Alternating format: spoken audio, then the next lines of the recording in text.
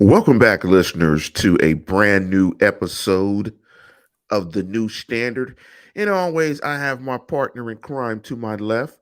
What's up, Big Neal? Gorgeous day, Lance. We are in the home stretch before the 2023 NFL draft, and I will promise you I will do my best to not make the formal declaration the way most broadcasters do and having to always announce it as the 2023 NFL draft. That's annoying. We can just call it the draft. We'll call it the draft.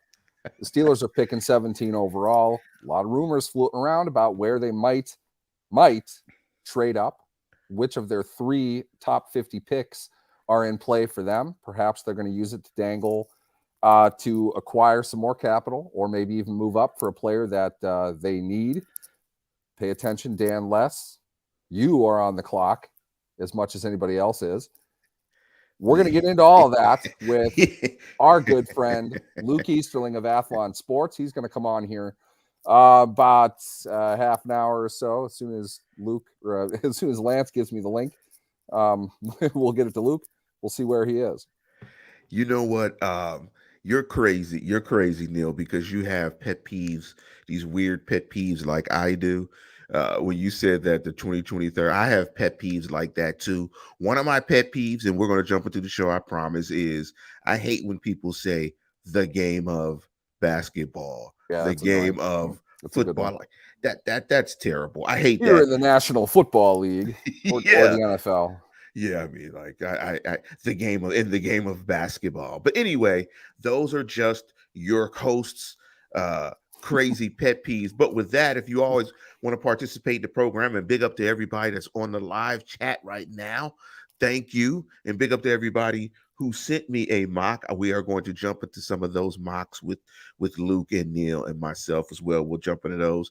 You can catch the show, The New Standard, at YouTube. Do a search for The New Standard and Lance Williams. Big up to my homegirl, Sultana. Big up to you, and congratulations on, I believe, 30 years of being a member of Delta Sigma Theta. Big up to my little sis, Sultana. Big up to you. And last but not least, if you want to catch it on podcast, just make sure, however you get your podcast, do a search for The New Standard and Lance Williams. Let's jump right into it, Neal. Last year, I don't know if you guys were listening to the show. We did a show, basically boards versus buckets. And as we get into this, Neal, this is one of my most favorite topics. Neal, why don't you break it down, Neal, for us, the difference between boards versus buckets. When I say boards, I mean typically when you see websites, you see this linear draft board, this vertical draft board, player 1, 2, 3, 4, 5, 6, 7, 8. But you did a great job last year in explaining the difference between boards versus buckets. I want you to bring that back. And also, I want to thank you for sending me that graphic. I wish I could post it here.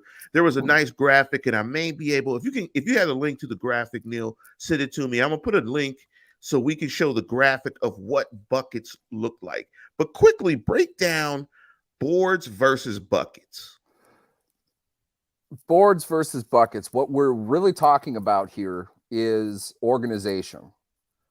When you are trying to come to a decision, the most information that you can get is what you want. But when you get all of that, how you filter it down is ultimately what leads to your decision. A lot of this is kind of rooted in logic, and this is kind of how computer science works.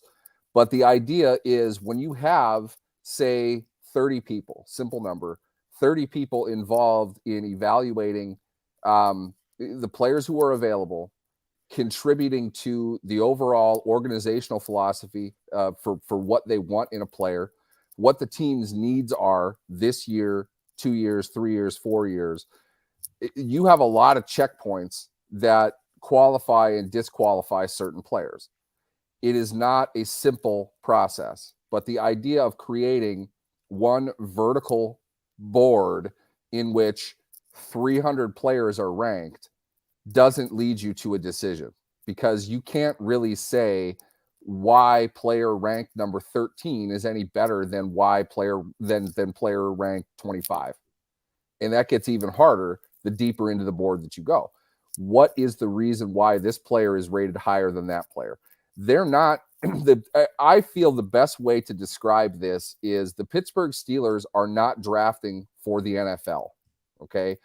Your typical mock drafters, I employ them. I was one. I read these things constantly.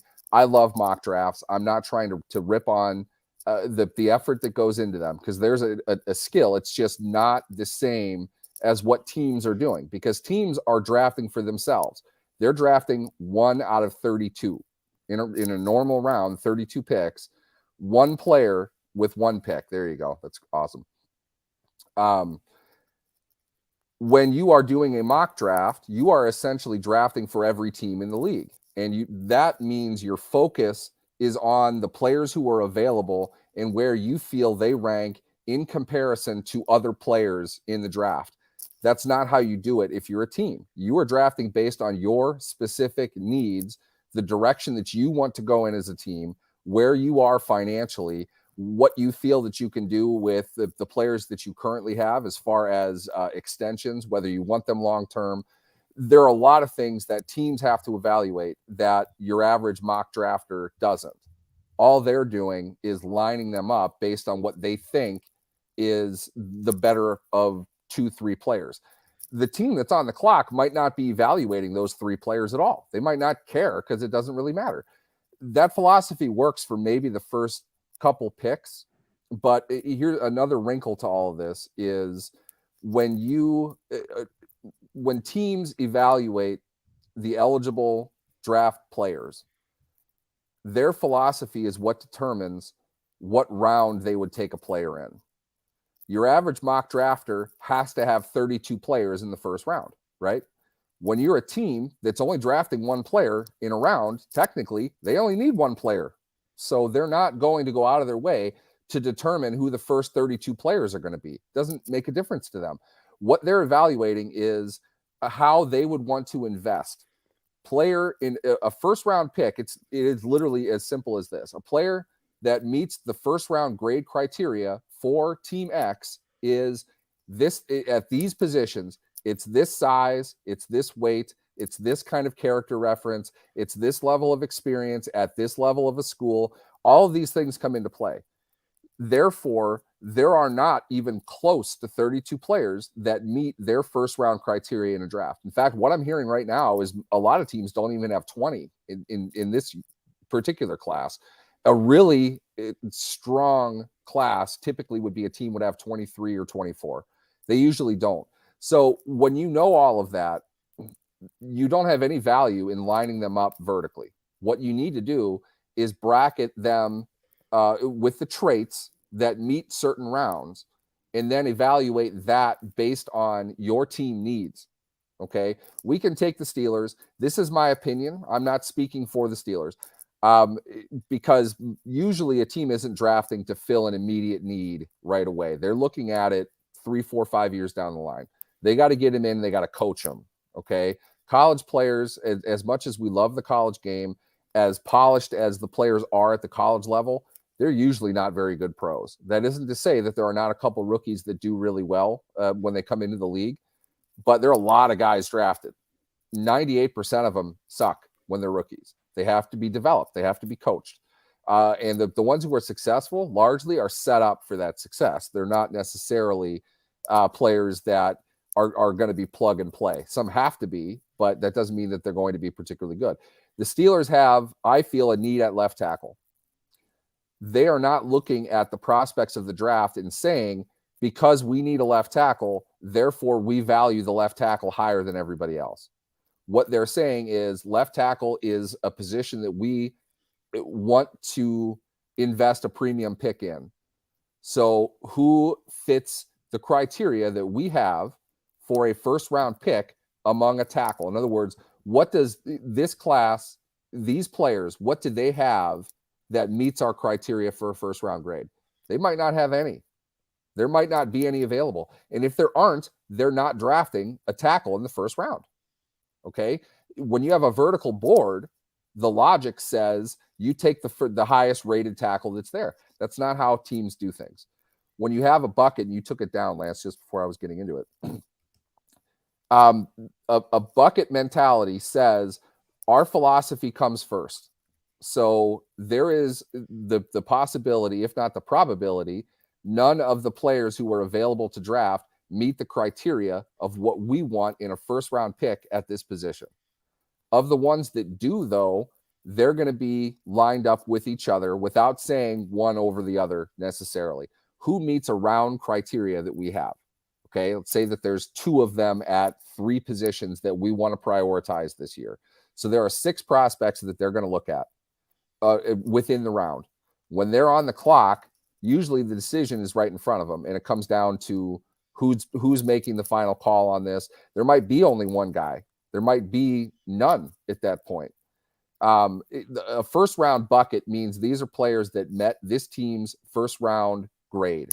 If they meet that bucket, they don't always, because like I said earlier, you might have a class in which you objectively evaluated them and found that there were only 19 of them. Now, if you're picking 20th, logically, you're not going to take a guy that you have a first round grade on. Steelers have done that a lot. What teams tend to do is they create the next bucket down the line would be something called like 1A or 1 plus or something to that regard to separate it from what a true first round grade would have, but a guy who you would take at the back end of the first round if there aren't any other first round grades available. They're better than a second round grade, but they don't fit the philosophy of a first round grade. The Steelers have taken a lot of guys like that. I know for fact that's where they had TJ Watt. That's where they had Bud Dupree. That's where they had Artie Burns. The decision came to them because these players were who was left, and they were not given first round grades by the Steelers for a variety of reasons. I'm not saying that's bad. Just not all of them fit. Some of it is experience. TJ Watt didn't play a whole lot in college, so they wouldn't consider that to be a first round trait. It happens.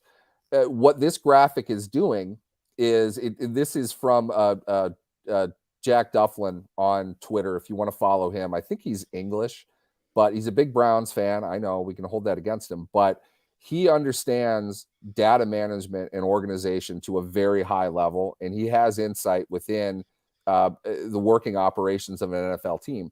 What he came up with in this graphic is as close to what I have seen from NFL teams and how they organize their evaluations. What he's doing is he's taking the players with the traits that he knows the Browns are looking for and create kind of reverse engineering the process and saying these guys fit in these buckets and they have these traits. So it gives the user a really good snapshot of the players that they are serious about in each of these rounds. Notice how it doesn't suggest in here the players with a third round grade are worse than a player with a second round grade, which if you think of it logically, it's a lot of players who are out there. They kind of come together in the middle to form a pretty wide group. What this is doing is it emphasizes the team's philosophy. They're saying this makes a third round grade, this makes a second round grade. Either of those things, it's not a negative. It just means we're going to focus on this in this round. This is the type of player that we expect to get in the third round. I know for fact, a great example, people probably remember Ross Cockrell with the Steelers. Ross Cockrell was a player the Steelers had a fourth round grade on. And I talked to Ross about this because I remember watching him. I liked his game a lot. I wasn't sure how high he would go, but he looked like a solid potential pro. He said the Steelers called him like 10 times. They were all over him. And Cockrell said he got the idea, like they were really interested, like he might go in the first round. And he eventually asked whoever he was talking to, and he didn't tell me who it was, but he eventually asked, where do you see me going? And the guy said, oh, we got you in the fourth round. And Ross like laughed. He was like, geez, these guys are gassing me up like crazy here. They're telling me I'm a fourth round pick. He went in the late third. The Steelers were going to take him in the fourth round. The Bills jumped ahead of him and took him. The second that the Bills cut him, though, which was due to a coaching change and a schematic change, the Steelers were the first people on the phone. And Cockrell started like 2 weeks later.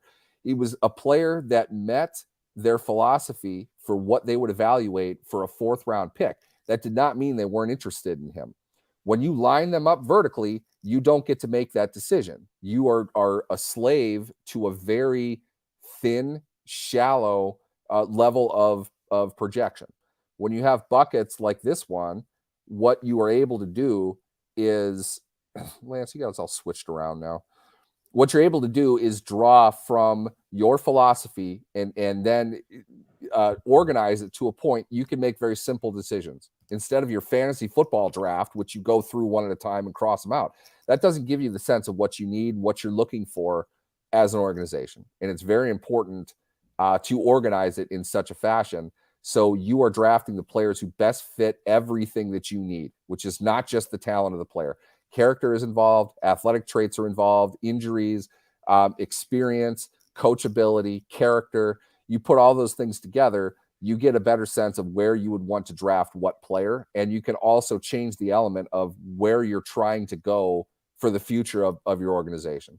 Simply put, this is what teams do. They don't keep a 300 player big board as any reason other than these are the names of people we've looked at. You have to break it down much deeper than that if you're going to make a quality decision, which is the most important decision every year a team is going to make. You know, it's interesting that you say that, and I'm glad that you broke it down so succinctly that it's nice to peel it back and get a lens, behind the curtain to see how it's done because clearly teams prioritize time and you just don't have time to do it and it's not efficient. You don't have the time and it's not efficient to do it like we see it on consumable products like the Athletic or ESPN or so on and so forth. But they do serve their purpose because for us, and many of us that don't watch a ton of college football and are not scouts, it gives us a basic backdrop of the players who are going to qualify for the draft, which is a good thing. Yeah, I mean, it gives definitely. us physical traits and that type stuff. And, it's a good thing. There's another thing out there called the value chart. And that's a thing that always floats around as well during this time. And the value chart in the draft is simply there is a number associated with a pick in the draft. So, for instance, let's say the first overall pick is worth 5,000 points. And what's always floated around the draft chart is to try to figure out a logical way in which you can do trades so the value of the trade is relatively even. So, for instance, let's say the second overall pick in the draft was worth 4,000 and you wanted to get the second pick, and let's say you had like pick 20, which was worth, 2,000, and you had pick 78, which is worth, and I'm just throwing around these weird numbers, 1,000, then you had another couple picks worth 500. You add all those up. If they equal what that second round pick, that second overall pick is, you trade those four players. It lines up. Bing, bing, bang. You can do the trade. The NFL value trade chart kind of works kind of really good for when you're not in the process, to give you kind of a bit of a structure on how it may work. And I've always been told that some teams use the value chart, some teams don't. What's your knowledge in terms of the Steelers? Do the Steelers use the chart? Is it something that they reference? Do they kind of have their own value in terms of how they assign a value to picks and what they kind of think they should get for a pick if they give up a pick? Because I asked this because my next question is, what do you think the Steelers are going to do with that 32nd pick? Because there's a lot being said that the Steelers are going to aggressively move up and leverage that 32nd pick to kind of leverage it with the Bears and try to move up and possibly select Paris Johnson. What's your thoughts on all that? An excellent question. One that we probably planned ahead of time. But I posted a link to this in the chat. Unfortunately, it doesn't link out very easily for you. But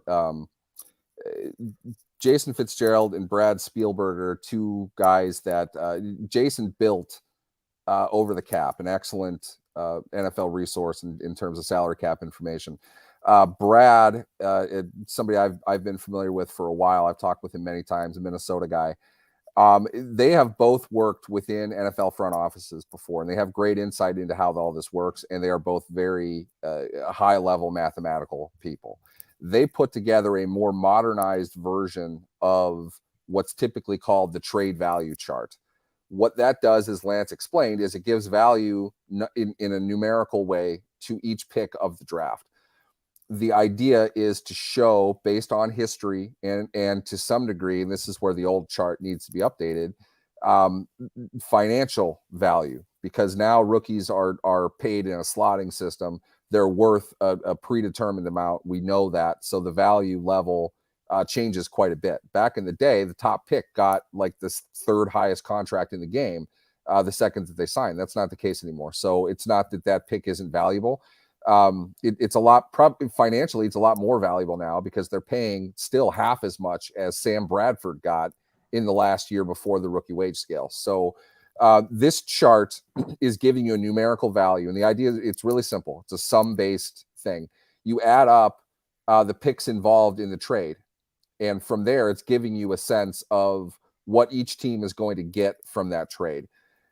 Whether or not a team finds that to be acceptable, whatever, if it's dead on equal, if there's a gap one way or another, it's a way for both teams to evaluate at the same level what they would be getting hypothetically in the event of a trade. Now, the interesting thing here, and we've heard the rumors. Let's address that first and foremost. I've heard this. I truthfully, I heard this a month ago from somebody close to the Bears. The Steelers and the Bears were in conversations about some type of swap for 17 and 9. That, first off, teams, they have those conversations with everybody. It's only strategy. Most of them obviously don't ever come down to it, but what they're doing is kind of evaluating, if this happens, what do we do? What's our reaction to it? What that would represent, a trade between another one, in fact, between Chicago and Pittsburgh, it would represent, and I don't know this factually, it would represent the Steelers wanting to be aggressive for a player that they feel would be available at 9. In the event that player is available at 9, that's the spot the Steelers feel they would give up the least to move up to get. I don't think it's a coincidence that if you look at this chart, the 9th pick, 1887, that's the point value for the 9th pick, is very close to the point value of 17, which is 1564, plus 1028, which is the value of the 49th pick. From there, I'm not saying it's a straight up swap. They'll add in picks to maybe get that number closer. The bulk of that deal, though, clearly is the Steelers giving 17 and 49 to move up for the 9th pick, and then add in everything else to equalize the numbers a little bit more. To me, that suggests the rumor is legitimate, that they are discussing that, and both sides should take it seriously because it looks like it's beneficial for both of them. For the Bears, they get a second-round pick back. We have their second-round pick right now, 32 overall, and probably another pick on top of that somewhere, wherever they would negotiate. Maybe it's one of their 7ths this year. Maybe it's the 5th-round pick the Steelers hate so much next year. They still have that. They're going to get rid of that as quickly as they can. It equalizes the trade out a little bit to the point where this really does kind of make sense for both teams. The question for Pittsburgh would be, who would they want to move up to get? If we look at it again, and if you have watched the show for any amount of time, you have heard us express some consternation with Steelers left tackle Dan Moore /less. We don't feel Dan Moore is a core player. He's not a guy that probably should be starting. Paris Johnson is a name that has been bandied around as far as being available at 9 for Chicago. He's usually mocked to Chicago at 9. Maybe Chicago doesn't like him all that much. Maybe they're not into him. They might be more interested in adding more picks and finding a tackle at some later point in the draft, maybe at 17, maybe at 49. But they feel that there's more value coming to them by giving the Steelers the opportunity to take whoever would be there at 9, Paris Johnson being one of them. Paris Johnson being the big left tackle from Ohio State. Most people seem to consider him the top tackle prospect in this draft. Second, maybe third at the most. He's probably going to be taken in the top 10. That'd be a solid bet. The Steelers have a need for a left tackle who could play immediately. To be honest with you, I don't know if Paris Johnson is going to be very good coming out of college. He has a lot more upside than Dan Moore does. and he would be more of a foundational player. Let's add this, though, Lance. This is the key thing to remember with this trade, because everyone's thinking you have 3 top 50 picks. That's great. Amass this talent, get building on this foundation for the future. Let's keep in mind, Kenny Pickett, first-round pick, has 3 cheap years until his 5th-year option right now. That would be 4 years from now. 4 years from now would be when you need to pay or let walk your 2 second-round picks from the 2023 draft. And your first-round pick is in an extension situation as well. Do you want to pay 4 big contracts in the same year? I don't think a whole lot of teams really want to do that. Not at all. And if you're the Steelers, think of it like this, because this is the way it is. We can look at this in more of a broader perspective. What this would really mean, trading with Chicago, is you successfully traded 17 overall and 49 overall, your 2 original picks, for Chicago's 2 original picks. Not the original pick, but the pick that they eventually got from Carolina. You got 9 overall and 32 overall. And the only thing that you're giving up in that deal is Chase Claypool. In a vacuum, that's a pretty damn good deal. Who wouldn't do that, right? And I get that the value of taking another player in the second round, there's a lot to that. And if you disagree with it, you're not going to be convinced. And I get it. I've had this argument with a bunch of people. But the big thing to remember here is it's not our money, okay? Art Rooney's got to pay everybody. If you draft a second-round player, which is not a surefire bet by any means, you give up 49 overall to move up to take a player of, I feel, incredible need for their team over the next 4 seasons. I'll be honest, I'm not big on Paris Johnson. I'm an unabashed Darnell Wright guy. I think Darnell Wright is the better prospect at tackle. He can play now. He has just as good a ceiling, I think, and he fits what the Steelers do offensively better from the right tackle position than Paris Johnson will from the left. But that doesn't include the problem with Dan Moore. So I can get behind it. Either way, though, that's an incredible value for the Steelers to have flipped that around with 2 transactions, taken 2 higher picks, and got rid of a player that they already replaced. That you don't just stumble across that deal. That's pretty damn good, in my opinion. I'll take that all day. You still have 32 overall. You're still getting 2 premium players in this draft. You're just getting in their mind, not necessarily mine, but in their mind, a tackle that they absolutely want and they feel fits better with them than anybody else. You're getting a premium guy at a premium position, and you're still drafting with what used to be another first-round pick in a year that everybody is pushed up front because COVID gave everybody else a year in college. There's an overwhelming amount of mid-level talent in this draft because a lot of these guys should have been drafted last year. They chose to stick around. So they're a little bit older, but you have great opportunity in the middle rounds anyway. So 32 overall is not only a second-round pick that should have the logical value of a first-round pick, but you're getting it in a year that there's going to be a large level of talent in that 25, 26 pick range down to 50. There are going to be more guys that are more pro ready than what we've seen, in my opinion. So if that's a legit deal, again, Paris Johnson's not my favorite player, but it makes a hell of a lot of sense to get that kind of a left tackle in the door. Highest, I believe it'd be the highest tackle they've ever drafted. And yeah, I think so. I'm probably going to, get shot down by a lot of people here. He's not the prospect that I would choose at 9, my opinion. I get why you want one, but I don't think the difference between Johnson and somebody who's going to be available at 32 is all that high. For me, if it's like a Christian Gonzalez, if somehow the cornerback from Oregon is on the board at 9, I'd be ecstatic with that deal, because what you're talking about then is, I'm going to say this a lot, 17 and 49 for 9 and 32 in Chase Claypool. You can't possibly get a better deal than that. That's just, it's robbery. It's funny when you say Chase Claypool, because like when you just in your basic interactions every day, you do a deal with somebody, you buy something from somebody, you get it, and it's like, this guy told me it did this, but it doesn't do this. It's hilarious that the Bears and the Steelers are still in conversations about this Yeah, transaction, exactly. given the fact The that they PR got hit that Chase the Bears are Claypool. going to take. And that's Yeah, it's like, Chase Claypool had 14 catches in 7 games for the Bears.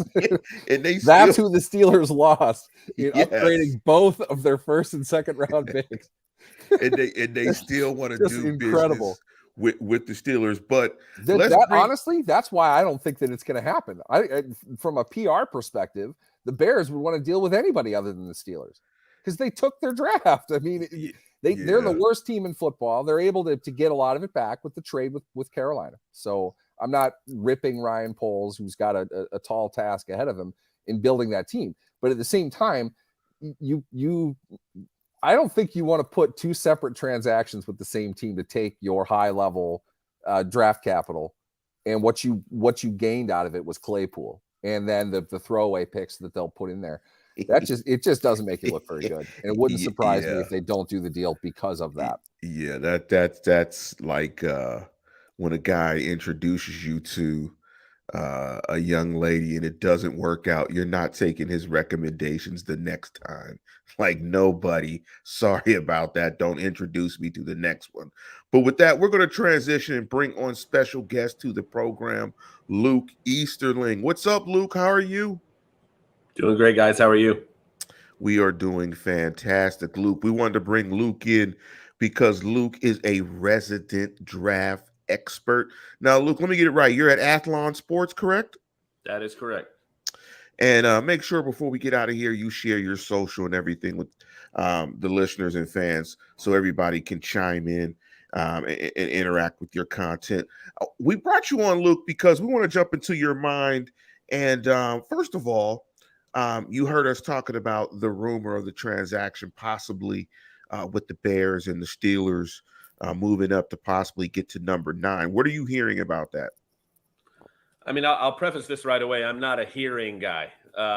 That's not really my game. I'm not a I'm not a sources dude. I'm not a NFC scout told me this. That's not my game. I don't know about any sort of actual breadcrumbs with that. What I try to do is, if that were the case, if they are talking, what does it mean for both teams? How would it work out? Does it make sense? I try to stay in the realm of that sort of thing. So, I mean, listening to what you guys just said, that's really the only caveat I would have to those discussions is Ryan Poles going back to Steelers and be like, no, you're not going to get me again. Fool me once, shame on you. Pulling the trigger though with that kind of overhanging situation, teams, that'll be a factor in teams making a decision. Just for argument's sake, let's say Washington has a similar offer on the board. If you're Ryan Poles, you're probably going to go with Washington because 1, they have a higher pick, but 2, you get to avoid the trap of saying we downgraded 2 picks and got Chase Claypool out of it. That's not, look, if I'm a Bears reporter and I'm in the press conference the day after the draft and Ryan Poles is up there, that's the first question I'm asking. And that's only if I get the first question because somebody else is going to ask him. You can't avoid that. You don't necessarily want that. The idea, though, that you can build a team through the mass compilation of draft picks is highly, highly debatable. At best, it's debatable. Having picks means nothing if you don't draft dudes with those picks. Okay? Yep. In the Steelers' case, this is why I think it makes sense for the Steelers to argue that they need 3 draft picks in the first 50. It's kind of hard to argue against the logic of that. I get it. But when we talk about this financially, you have to assume Kenny Pickett is going to be your quarterback. He's due financially in 2027. Same thing with the 2 second-round picks. And they're entering free agency at that point. You might not have even been able to sign them. Is it worth it right now, knowing you probably don't have the capital to pay that many signing bonuses? Keep in mind, the NFL, it's a league rule. you have to hold 60% of that signing bonus in escrow, meaning you have to have that cash available to you. NFL teams are not that liquid, okay? There's not a whole lot of organizations that just have $80 million in cash. I've talked to somebody that, if people remember the Khalil Mack situation with the Raiders were cash poor. They didn't have the money to pay Khalil Mack. That's why they traded him. They literally did not have the cash on hand to save for a bonus, and he wasn't going to negotiate around the bonus. That's why they traded him. The Steelers can very simply say, look, we have these 3 picks. We're better off parlaying that into a better first-round pick who's not going to be available for us at 17 and not have to worry about paying Pickett along with 2 second-round picks as well as the first-round pick. We can stagger this out a little bit easier and get a player that we want more rather than throwing 3 darts at the board. To me, I think that makes sense. I want to ask your thoughts here on Paris Johnson too. Paris Johnson is not my favorite player at 9. I think it's fair to reasonably assume he'll be there at 9. He's not my favorite player at that spot. Probably, I think I'd find other players to be better options, in my opinion, for this deal. But I could totally see why the Steelers would want to go along with that. Luke, what are your thoughts on Johnson as a player? Do you see him as a day one starter who can excel? Maybe not Tristan Wirfs, but is he a guy that can come in and play an adequate level on an offensive line in the scheme like the Steelers his rookie season? Yeah, I think he is. And again, he's a guy I've had at OT1, if you will, for quite a while now. There's been some shuffling behind him with those next 3 guys, but nobody's ever knocked him off that spot for me. And for me, it's his resume is success at right tackle, success even at guard, and success at left tackle against a lot of really, really good edge rushers in the Big Ten, right? He was facing some really good talent on a weekly basis. There's nothing physically or athletically that I feel like he's deficient. I feel like he's got the size, the length, the athleticism, and again, experience on both sides as well as guard. He's tested with a lot of reps against top competition in all of those spots. So when you put that together with the athleticism and the fact that there's really no physical flaw there, I see a guy who's polished and ready to start at either tackle spot. Obviously in Pittsburgh, I would assume that would be on the left side where they'd have the biggest upgrade. But I mean, that's part of it to me too, is the baseball thing, wins above replacement, right? If you're putting a guy like that over Dan Moore, which you and I have discussed before, Neal, I feel like the jump at that premium position for the Steelers is worth taking a guy like Johnson there at 9. I know Christian Gonzalez is probably a guy that would be high on your list at that spot as well. But no, I'm super comfortable with Paris Johnson. If I'm at 9, whether I'm Chicago or Pittsburgh or anybody, if he gets to 9 and that's what I need, I'm perfectly fine making him the first tackle off the board. Why don't you jump in for the listeners and fans to I know you just recently did a 3-round mock, I believe. Why don't you jump into that, the players that you have mocked to the Steelers in that? Oh, geez, I'm going to have to go back and remember. I've done a 2-rounder since then when the Rodgers trade went down. So, well, jump into that. Whichever you remember. Let's see. I'm going to have to pull this up. Give me a minute. And that's the interesting thing is it's so challenging. I mean, just looking for mocks, Neal messes with me all the time when I'm trying to look for mock drafts. He's like, Google search it. I'm like, Neal, when I Google search a mock draft, there's 50 mock drafts. He couldn't find yours, Luke. And I said, just Google that and his name. He said it didn't come up. I did it. Like, it's right here. Hey, I paid. It's a prank. I paid. Strength. We're getting there. Talk to us next year. So the latest one, I mean, I can't not give them Joey Porter Jr. if he's there, right? If he gets to 17, especially if the top tackles are off the board, I can't stop myself from giving them Peter Porter over and over and over and over again. I know it's boring, but it's just too good of a fit. I love it. And then in the second round, Neal and I, you and I have discussed Keon White already. But he's the guy I still have for them at 32 in that scenario. But after that, it's Anton Harrison, the offensive tackle from Oklahoma, who the closer we get to the draft, the more I believe that he is not going to get anywhere near the midpoint of the second round. So I'm not sure how you guys feel about him. I'm a pretty big fan, but he's not. I think Harrison fits more of what the Steelers would want in a tackle, in terms of his makeup and his game. as well as the fact that they don't draft tackles in the first round. So Right. I could see that as all things being equal, that's a reasonable target for them if they do keep the two positions. But then, like, I don't want to keep harping on the same thing, but if that is the scenario they get into, and let's say they go cornerback and tackle with their first two picks and throw in the linebacker as well, whatever order you want to put those three players. With Right. Pickett and his extension that's going to kick in, cash-wise, that's the year they're going to pay Pickett cash. That's three players on extension at premium positions. They're not going to be able to afford it. I'm convinced of that. They want to deal one of their picks. I don't find a way around that. I think Harrison's a great player. If they have to go chalk, though, and they have to draft the spots they're at, it makes sense. But it's a rent-a-player. They're going to let them battle it out. But there's only going to be two contracts available, and Pickett's getting one of them. So yeah, best case scenario, those guys all deserve contracts, and you can't give them to them, right? Like that's what you want to happen because you want them to be good players. The interesting thing with Harrison is again, the closer I get to the draft, the more I understand about what the Bucs want to do. I wouldn't count him out at 19. I really think that if the other tackles are off the board and the Bucs can't move down from 19, Harrison could go top 20. So if we're talking about getting him in the second round, it would be a bargain compared to what I think his market value will be tomorrow night. Premium position too. Keep that in mind. We and he's going to be 21. He's going to be 21 his whole rookie year. He's a young guy. He's athletic. The film shows, enough. There are definitely some rooms. Yeah, there's room for improvement, but he's a nasty dude, man. He's athletic. He's physical, plays through the whistle. He's the type of guy that an O-line coach will be like, please get me that guy, get him in the building. I'll fix the little stuff. He's got stuff I can't teach. I want that guy at left tackle. Yep, I agree with that. If the Steelers go chalk, that wouldn't surprise me. I agree in the sense too, though, that that's a pretty tantalizing option for a late first round pick. If you want to put investment behind that, which is what teams are doing when they draft in the first round, you're looking at we can't miss. So it's not necessarily about the ceiling, it's about the floor. And he's the kind of guy that's got a nice ceiling, but his floor is pretty high.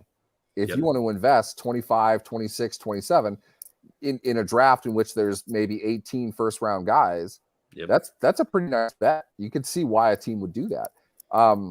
That's what's kind of fun about the Steelers having 32 overall. You get the opportunity to kind of say, look, we're going to get a guy that normally would get a 50-year option, but teams are going to pass on him because they don't necessarily want to go for a higher ceiling type of guy, which is why I think Keon makes a lot of sense. A higher ceiling, maybe not quite ready, but a guy that's got a hell of a lot of upside. You don't need to worry about that 50-year option. If he works out, you're going to have to sign him earlier, but if he doesn't, you're not in a real tough spot financially. But point being, Harrison, totally a guy I could see going to the late 20s, plays a premium position. There are not many of those guys walking around the earth. So to say this guy's a great third round prospect at offensive tackle usually doesn't add up that way. They've got fairly significant flaws if they fall that far. And that's usually why there are 8 tackles typically taken in the first 50 picks. It's a valuable position because there aren't many of them. You got to get the guys that can play now and build them up.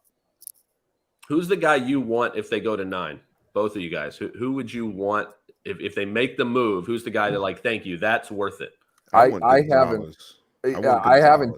haven't dug enough into what the scenarios would be because I don't think Gonzalez should be on the board at 9 either. No, but what are the odds that you've got Gonzalez and Witherspoon gone before 9, the first 8 picks? It's pretty. I mean, especially with Vegas and Atlanta right ahead of that pick. I think both of them make sense right there. Yeah, I would want whoever they have as their number 1 or number 2 corner. I would want a cornerback at that selection at 9 just because of the direct impact that a corner has in points, in minimizing points directly. Their impact directly in the passing game. You can say A plus B equals C. If I have a good corner, we can limit the passing game. I want the direct impact. And also, I think at the 9 position, you got to draft a spot that's going to play roughly 850 snaps. Yeah, I mean, you got to look at your roster and say, we've got to plug in a player that's going to play this amount of snaps. I think you look at the Steelers, and me and Neal have talked about it numerous times about how the Steelers roster, how it's going to look in the future at the cornerback position, I would hope that you would get a corner at that number 9 position if you moved up. I know that there is a ton of value in getting rid of less Dan less, not more. But still, Dan Manos. I would want a cornerback at that position. Whoever they thought was the best cornerback, their number 1, number 2, depending on how they had them ranked. I would want a cornerback at 9. Yeah, that makes sense. Both of those two guys are top 8 overall for me, so I think either one of them being there.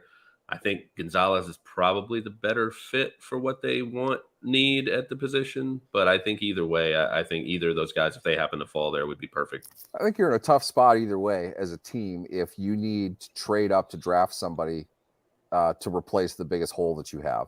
That suggests strongly that you have a problem. To be fair, Mike Tomlin reiterated in his pre-draft press conference he didn't feel that they had any glaring needs. I don't know if I agree with that, but I know that Mike Tomlin has a lot of reason to not reveal anything honest. Right. It's the biggest, pardon my language, it's the most bullshit press conference every year. They're incentivized to not be honest. So it's almost like you're better off going against everything they said. You're going to get a more accurate projection of what they feel they really are doing. And there is something to be said, to be fair, and nobody has a tougher time resisting a Dan Less joke than me. Okay. There is some wisdom in saying they are not necessarily drafting for the sake of the immediate term. You want to build up a core, you have to have a practical approach to it in 3-year increments. Regardless of how good some in here, as I've seen in the comments somehow, or the Steelers feel about Dan Moore, you're not paying Dan Moore market value. Okay, you're just not. Let's not even try to argue about that. That's ridiculous. He probably is not your long-term starter. So at what point do you get a replacement for him? You're going to need to do that. He's in his 3rd year. Okay. I think he improved maybe a little bit last year, but I don't think he's very good. I don't think I want to watch him for a 3rd year to see whether he figures it out. So at some point you need to bring in a replacement. If that's immediate, great. If you're going to go all in, go all in. I think that's kind of what they're saying. If they want to go offensive tackle, trade up for an offensive tackle, which is weird, by the way, that's not common in the first round to get to trade up 8 spots to draft a non-scoring or non-quarterback hitting position. I don't know how much I like that, but I know that I don't really like Dan Moore a whole lot, and they could probably improve in that, even if Mike Tomlin doesn't think they have any glaring holes. Their opposition knows they have glaring holes, so we saw it all last season. Cornerback, though, long-term is a much bigger viable need. They have one guy signed next season. That's Patrick Peterson. Patrick Peterson is Luke's age, okay? I don't know how often they can really think that he's going to factor in. They're going to draft a cornerback.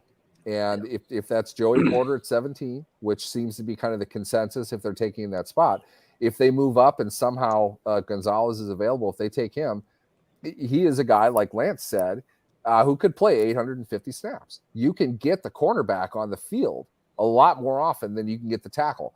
The tackle, let me rephrase that. What I mean by that is the tackle it's a binary decision. It's black and white. You either draft the guy and start him or you don't. He's not playing a whole lot of snaps, barring injury, if he's not your immediate starter. You don't have to start. In fact, the offensive line and quarterback are probably the only positions in the NFL that matter if you start anymore. Because they don't leave the field when they have the ball. So your tackle is all or nothing for the most part, barring injury. Your cornerback, though, can play in a lot of different situations. They can use that piece a lot more aggressively across everything. And Gonzalez can be used in a lot of ways without him having to be a starter. And I think the value of him as a player is higher than Paris Johnson, in my opinion. I think he's going to be better at cornerback than Johnson is at left tackle. But it's a great problem to have. Okay, I would love to know that they debated this while on the clock on draft night, because there are great reasons to draft either one of them. Everyone's going to have their preferences. I have mine. I'm not going to cry if they do trade up and draft Paris Johnson. Not going to cry if they draft Joey Porter at 17 either.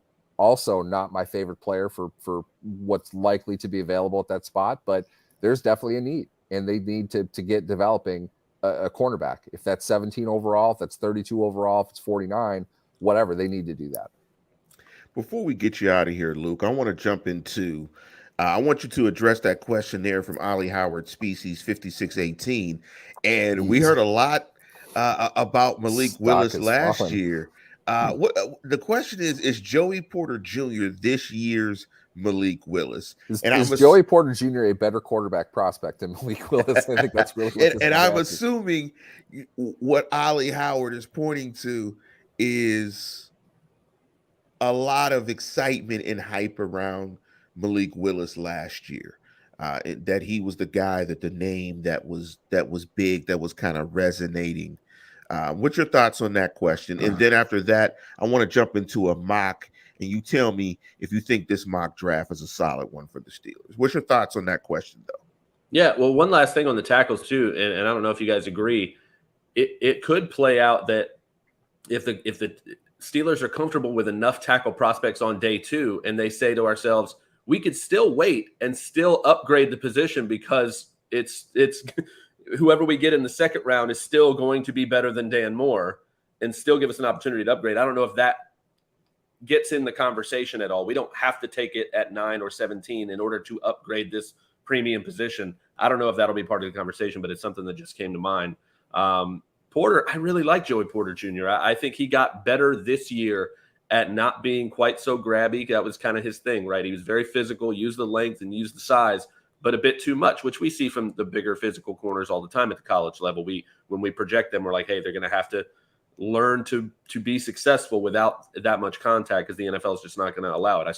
I saw improvement in that department this past season, so that gives me a bit more hope. And again, it's just guys who play that position, who have that size, that length. And again, when you throw in the fact that obviously his dad played at the game, he's going to have an understanding of how to operate as a pro. I don't see him as a guy who's falling to me, again, in terms of how I evaluate things, whether the league feels that way or not. Whether he goes from a guy that the Steelers could consider at 17 to a guy who could be there for them at 32, I'm not quite sure. But, he's a top 15 player in this draft for me because I just feel that confident in his physical tools, in the mentality that he plays the game with. He plays corner like his dad played linebacker. And again, as long as you can avoid the penalties, I love that. I want that guy at that position at that size. So I like him as a prospect. Again, he would be under consideration for me at 17, but if he's there at 32, that would be huge. When you said that he plays corner like his dad played, I thought immediately of Cleveland, slamming somebody at Cleveland to start William the game. Green. Yes. The pride of Boston College. William Green, the Porter versus Green fight is what launched James Harrison's career. And I like Joey Porter, but I was huge on James Harrison just from preseason games that you saw of him. Clueless, but when he got in and made plays, you absolutely love the guy. It's instructive to know because Porter was the big bad trash talker, and I don't know how much smarter he was than Harrison anyway. And Harrison eventually took his job and achieved a lot more than Porter did. Let me give you this mock, Luke, before we get out of here. And this is fan of the program, Jerry Jones. Pick up Jerry. This is his picks. These are his picks. Number 1, he agrees with you, Porter Jr. Number 2, and I think this includes no trades. He has John Michael Schmitz. He also has Anton Harris, Zach Harrison, and Jonathan Mingo. What do you think about those selections? I mean, I'll start at the back because Mingo is the name that really jumps out to me as a Steeler guy. I think he is a very Steeler receiver, 6'2", 225. Can line up outside, can line up as a big slot. That makes sense. That fits. I think he's a second-round guy, though. I don't think he's getting to the third, partly because top 10, top 15. If you look at the top 10, top 15 receivers on really any ranking sheet, so many of those guys are tiny, really, really small guys. And Mingo, maybe Cedric Tillman and Quentin Johnston are really the only top 10, top 15 receivers in this draft. that are above 6 foot and above 190. So I think Mingo, supply and demand is going to say that Jonathan Mingo is going to go a lot earlier in the third round, in my opinion. But I think he'd be a hell of a fit in Pittsburgh. I think that's a very, very Steeler pick. Harrison, both of the Harrisons, again, we talked about Anton earlier. Zach Harrison, I think, is a bit underrated at this point coming out of Ohio State. He's big, he's physical, he's more of a base 4-3 end than a drop and cover, 3-4 edge guy. So I'm not sure how they would use him to make the most of his tools, but he's big, he's a long guy, he's physical, he can hold the run. I think he's a better power run defender guy than an athletic pass rusher. But again, if we're talking, late day 2, third round, I'm super comfortable with that. And then who was John Michael Schmitz? Again, centers are not sexy picks, but man, he's one of the best football players in the draft. I think I have him. Steelers love not being sexy. Yeah, I think I have him Hall of Fame centers. Yeah, I have him at 26 overall. I think he's the best pure center in the draft. Again, that's a pick that on draft day you're going to get like, I guess it's fine. And then 10 years down the line, when you've never had to worry about the center position, you realize, oh, that was a damn good pick. All right, that's fine.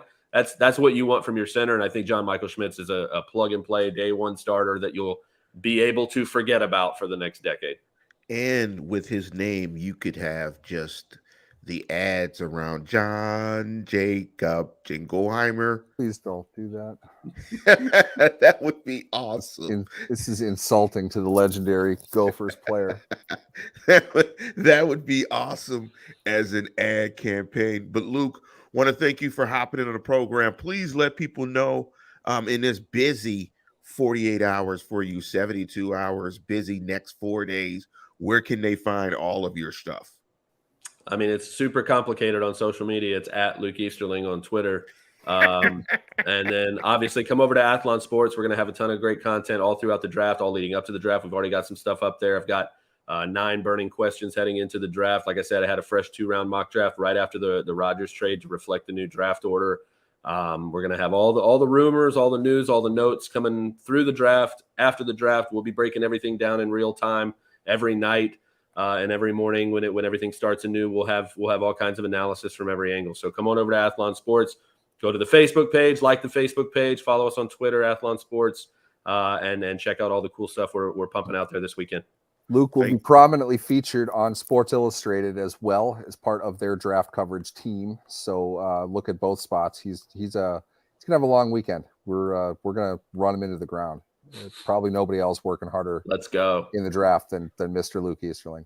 Thank you once again, Luke, for hopping on. My pleasure, guys. Enjoy the weekend. So, Neal, without further ado, with the 17th overall selection in the draft, the Pittsburgh Steelers select. Oh, it's tough. It's so hard to make these picks simply because we don't know who's going to be there. There's always a surprise or two. I think chalk is Porter. I'm not as big on Porter as many are, and I think a lot of the hype that he gets is because of who his dad is. Not to downgrade him as a player, but he's not. I don't think he's a great schematic fit. I really don't. I don't. He's not fluid enough to carry guys inside.